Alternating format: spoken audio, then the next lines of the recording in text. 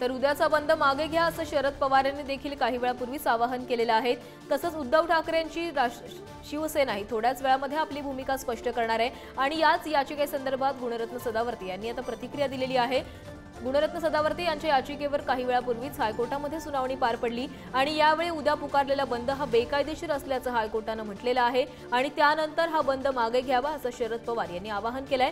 तर थोड्याच वेळामध्ये उद्धव ठाकरेंची शिवसेना आपली भूमिका स्पष्ट करेल, मात्र काँग्रेस जी आहे ती या बंदवर उद्या ठाम असल्याचं दिसतंय।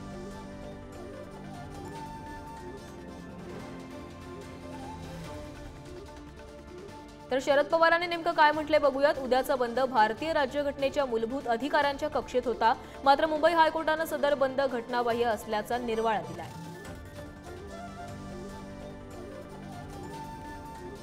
सदर निर्णयाविरुद्ध सर्वोच्च न्यायालयात तातडीने दाद मागणं वेळेच्या मर्यादेमुळे शक्य नाहीये।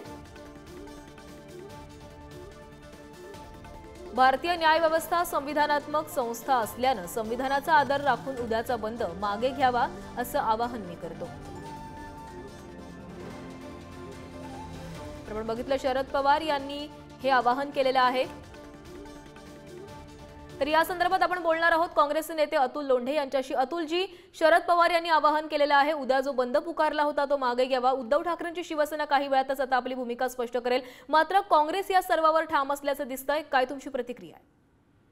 असं आहे, संविधान याच संविधानानं आर्टिकल 19A प्रमाणे 1 प्रमाणे freedom of speech and expression बोलण्याचा आणि व्यक्त होण्याचा अधिकार दिलेला आहे आणि पीसफुल असेंब्लीसाठी शांततेनं एकत्रित येऊन आपली मागणी ठेवण्याचा पण अधिकार दिलेला आहे। प्रशासन प्रशासनाचं काम करेल, कोर्ट कोर्टचं काम करेल, विरोधी पक्षाचं काम करेल। पण अतुलजी, स्वतः हायकोर्टानं असं सांगितलेलं आहे उद्या जो बंद पुकारलेला आहे तो बेकायदेशीर असेल, कारण राजकीय पक्षांना बंद पुकारण्याचा अधिकार नसतो। असं आहे की राजकीय पक्षाचे लोक पण नागरिक असतात, बरोबर? हॅलो, हा हो, आवाज येतोय तुमचा, बोला। आम्ही कोर्टाचा सन्मान करतो। राजकीय पक्षाचे लोक पण प्रथमतः नागरिक असतात आणि ज्या पद्धतीने महाराष्ट्र सुरू आहे, ज्या पद्धतीने सरकार महिलांना सुरक्षा देण्यासाठी सातत्यानं अपयशी होत आहे, जरा पहाडावर चढतोय, त्यामुळे थोडा दम लागतोय। तर ते अपयश त्याचं काय करायचं? एवढा सगळा राळ उठली असताना कोल्हापूरमध्ये पुन्हा 10 वर्षाच्या चिमुरडीवर बलात्कार होतो आणि मग तिचा खून होतो। काय करतं सरकार? काय कोणत्या कामाचं असं सरकार? बरोबर आहे अतुलजी, तुम्हाला जनतेचे जे प्रश्न आहेत ते सरकारसमोर मांडायचे आहेत, त्याचा आवाज उचलायचा आहे म्हणून तुम्ही हे खरं तर बंद पुकारला होता। मात्र ही बंदची घोषणा करताना संपूर्ण मवियातल्या तीनही पक्षांनी एकत्र येऊन ही घोषणा केलेली होती। मात्र आता बंद जेव्हा मागे घेण्याची वेळ आली तेव्हा शरद पवारांनी आपली भूमिका आधीच स्पष्ट केली आहे। मग ही भूमिका स्पष्ट करताना मवियातल्या नेत्यांशी चर्चा झाली का? असं आहे की सरकारने ऐकलं असतं, या गोष्टींना आळा घातला असता तर बरं झालं असतं। सरकार तर याच्यावर पांघरून घालण्याचा प्रयत्न करत आहे, वाचवण्याचा प्रयत्न करत आहे, हे स्पष्टपणे दिसत आहे आणि त्याच्यामुळे बंदचा निर्णय जो आहे तो घ्यावा लागला। मग जर अतुलजी उद्या शरद पवारांची राष्ट्रवादी आणि उद्धव ठाकरेंची शिवसेना जर बंदमध्ये सहभागी झाली नाही तर काँग्रेस आपल्या बंदवर ठाम आहे? आता ते वरिष्ठ नेते जे आहे तर ते एकत्र बसून त्या संदर्भात निर्णय करतील, पण आतापर्यंत तरी आमचा निर्णय आहे की आम्ही संपमध्ये सहभागी होणार। धन्यवाद अतुलजी, तुम्ही दिलेल्या सविस्तर प्रतिक्रियेसाठी।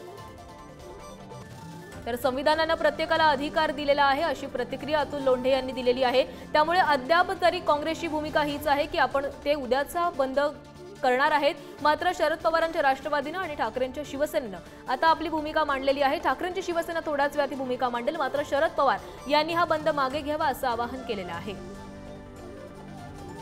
तर शरद पवार यांनी आवाहन केलेलं आहे, त्यांनी एक पोस्ट केलेली आहे की हायकोर्टानं सांगितल्यानुसार आपल्याला हा बंद मागे घेणं गरजेचं असल्याचं शरद पवारांनी म्हटलंय। मात्र काँग्रेस आपल्या बंदवर ठाम असल्याचं दिसतंय। मात्र आता काही वेळानंतर उद्धव ठाकरेंच्या भूमिकेनंतर काँग्रेस देखील आपली भूमिका बदलते का याकडे देखील लक्ष लागलेलं आहे। बदलापूरमध्ये जी अत्याचाराची घटना घडली त्या अत्याचारा विरोधामध्ये मवियाकडून या बंदची हाक देण्यात आलेली होती। मात्र या बंद विरोधामध्ये गुणरत्न सदावर्ते यांनी याचिका दाखल केली आणि याचिकेतील सुनावणी दरम्यान हायकोर्टानं हा बंद जो आहे तो बेकायदेशीर ठरवला आहे।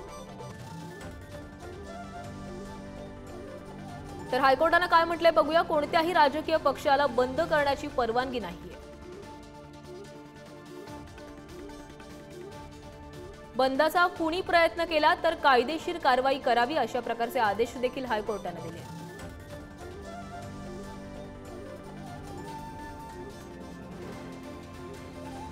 बंदमुळे जनजीवन विस्कळीत होऊ शकतं असं ॲडव्होकेट सुभाष झा यांनी म्हटलंय।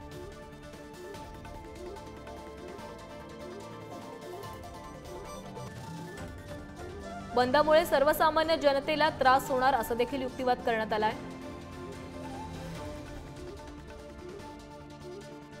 राजकीय पक्षाचे बंद हायकोर्ट असंवैधानिक ठरवू शकतं असं याचिकाकर्त्यांनी म्हटलंय। सरकार बंद रोखत असे नसेल तर कोर्टानं हस्तक्षेप करण्याची गरज असल्याचं देखील म्हणण्यात आलंय।